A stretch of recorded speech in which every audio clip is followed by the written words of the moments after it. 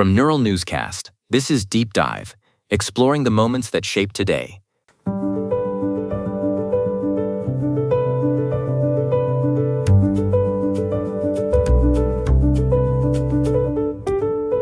Welcome to Deep Dive. I'm Elise Moreau, and today we're looking at a date that bridges the gap between the rigid confines of a chemistry lab and the boundless reach of human imagination. And I'm Benjamin Roth.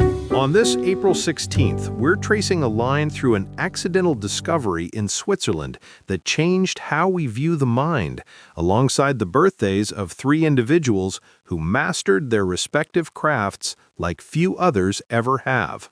It really is a day of icons, Benjamin. But before we get to the silver screen and the basketball court, we have to talk about what happened in Basel back in 1943.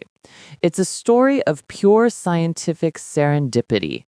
Yeah, and according to reports from Wired, Albert Hofmann, a chemist at Sandoz Laboratories, was revisiting a compound he'd actually synthesized 5 years earlier called LSD 25. He'd set it aside initially because it didn't seem to have much pharmacological value. But on this Friday afternoon in April, everything changed. He accidentally absorbed a trace amount through his fingertips. He described being forced to stop his work because of this remarkable restlessness and sudden dizziness. Exactly. Huffman later wrote in his autobiography that once he got home, he sank into a dreamlike state. He saw an uninterrupted stream of fantastic pictures and extraordinary shapes with intense kaleidoscopic colors. It was the first time a human had ever experienced the psychedelic effects of LSD. That's remarkable. It's fascinating from a design perspective, this sudden, unbidden influx of visual stimuli. And it's important to note that this wasn't the famous bicycle day trip yet. That didn't happen until 3 days later, on April 19th, when he intentionally took a dose to see if the substance was truly responsible for his experience.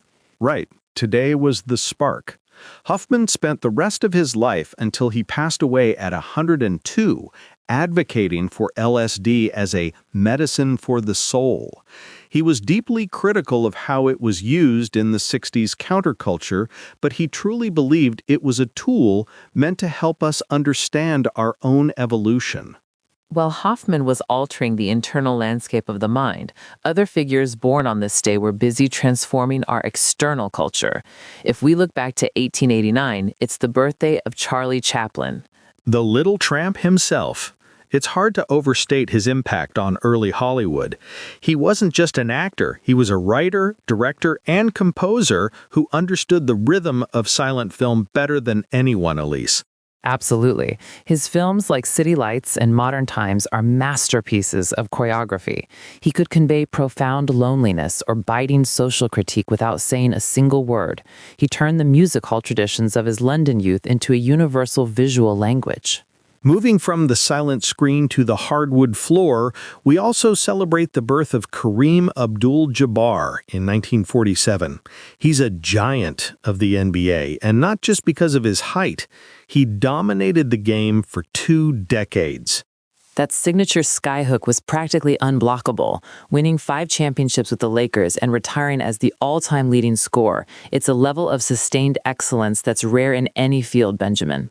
No way. The longevity was incredible, and he brought that same intellectual rigor to his life off the court as an activist and writer. He's always been someone who looks at the long-term societal consequences of how we live and play. Then there is Selena. Born in 1971, Selena Quintanilla became the queen of Tejano music. She was a bridge between cultures, bringing a specific regional sound to the global pop mainstream. Her tragedy is so intertwined with her legacy. Being killed at only 23, right as she was crossing over into English language markets, it left such a massive what if in music history.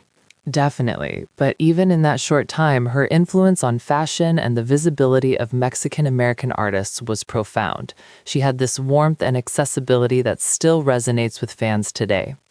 From the lab to the cinema to the arena, April 16th shows us how individual moments and lives can ripple out across decades. Whether it's a drop of a compound on a fingertip or a perfect shot from the baseline, history is often made in these singular, focused bursts of activity. It's a reminder to keep our eyes open to the accidental and the exceptional. I'm Elise Moreau. And I'm Benjamin Roth. For more stories, visit deepdive.neuralnewscast.com. Deep Dive is AI-assisted, human-reviewed. Explore history every day on Neural Newscast. This has been Deep Dive on Neural Newscast, exploring the moments that shape today.